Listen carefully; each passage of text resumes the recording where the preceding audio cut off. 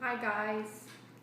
It occurred to me this week that I hadn't officially sat down and explained to you all how I came around to the idea of recruiting and building my Plexus business by building my team. For some people, they join the business and they immediately launch into that and they start climbing those ranks immediately. But for me, I had to work through a lot of fear and a lot of worry and a lot of hesitancy that I'm not sure if you all realize that, because I know that you probably just see the side of me that is all about Plexus and completely 100% passionate.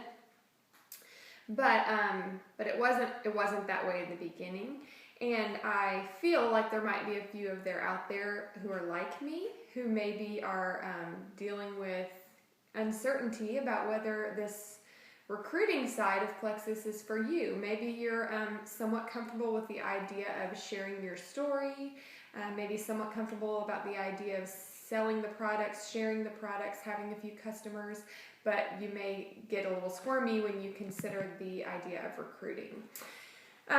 So I just want to say that I've been there, I get that, and maybe just tell you a little bit more about my story, some behind the scenes of my story.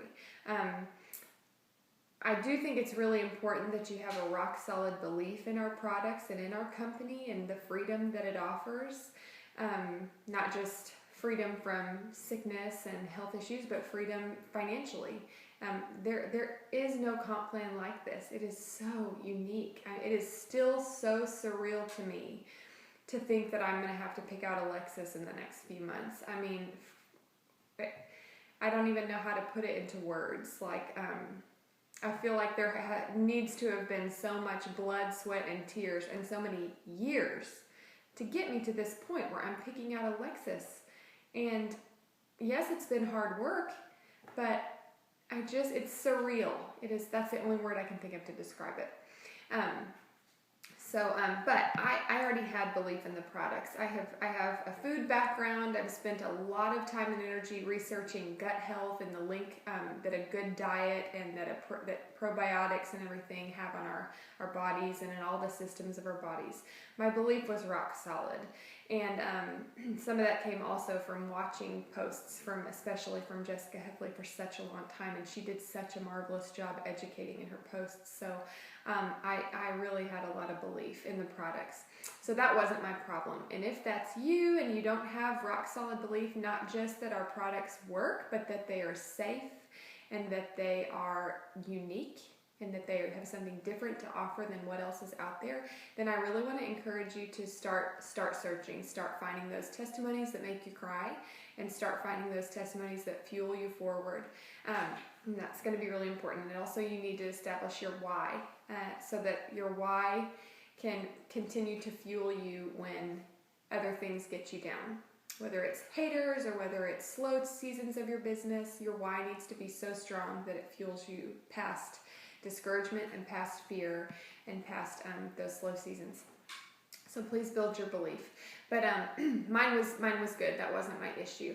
I started off my first month and I had customers immediately. I was happy to share on Facebook that I was taking the products. I was excited to share that I planned on not gaining any weight over the holidays, and people were intrigued by that, and I built up a little customer base. But I was pretty adamant that I was not going to talk about how much money I was making. I wasn't going to talk about the business. I had some judgments going on about how I felt like that was braggy, and I felt like I could see that people's hearts weren't in the right place, maybe if they were talking about going on free trips or earning free cars, and that kind of rubbed me wrong. And some of that was because of what was in my heart, assuming motives in those people that weren't there. But a big part of it was also fear. I had insecurities like most of us have. I was fearful that other people were going to laugh at me or roll their eyes at me or talk bad about me behind my back or talk bad about me to my face or on my Facebook feed. All of that was really scary. And I have a pretty inflated and delicate ego.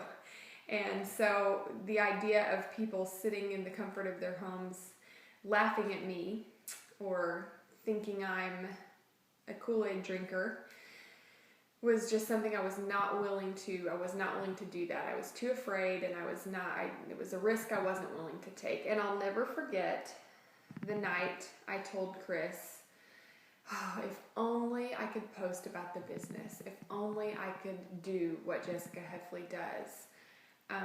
Just think what it could be like for our family.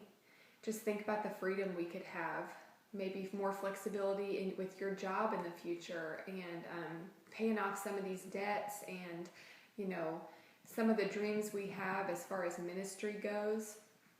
I mean, just think how freeing it would be if I could post like Jessica posts. And he said, in his classic Chris way, people may be laughing at Jessica Heffley. Heck, I laugh at Jessica Heffley, is what he said. But Jessica Heffley is laughing all the way to the bank.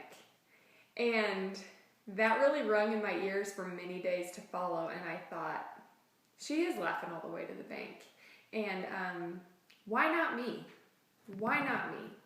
I am tired of being afraid of what people are going to think.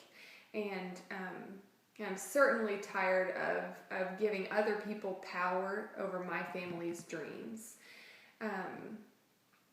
Why not me?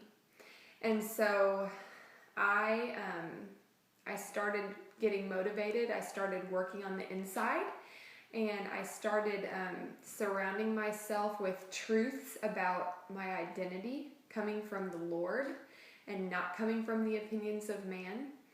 And I really, really reminded myself and affirmed myself daily that my goal is to serve others and to help them find relief from suffering, and to take my family into a season that I hope will be really, really freeing for us in a lot of ways. And I reminded and affirmed myself of those things, and I also got to work watching some pretty awesome videos. One by Eric Worre, Worre, that talks about recruiting 20 people in 30 days.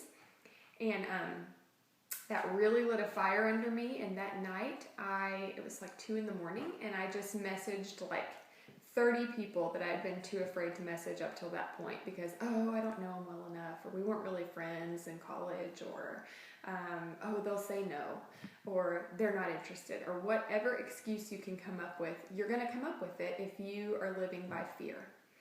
And if you are deciding that you care more about potential negative feedback or what people think than you care about what matters most. So that night I messaged a bunch of people. I got a lot of people ignoring me. I got a lot of no's. I got a lot of, tell me more. Or, this is my objection. This is why I'm not sure. This is why I'm maybe not a fan. And those open doors started conversations. And a lot of those people are on my team today. But one person even wrote back to me pretty instantly and said, actually, I have been watching a lot of these posts and I am really interested, and I have an autoimmune disorder, so I think I really need the products for my health. And if they help me, I would be interested in working the business. So truly, you never know what people are going to say, and you never know what they need. But I just want you to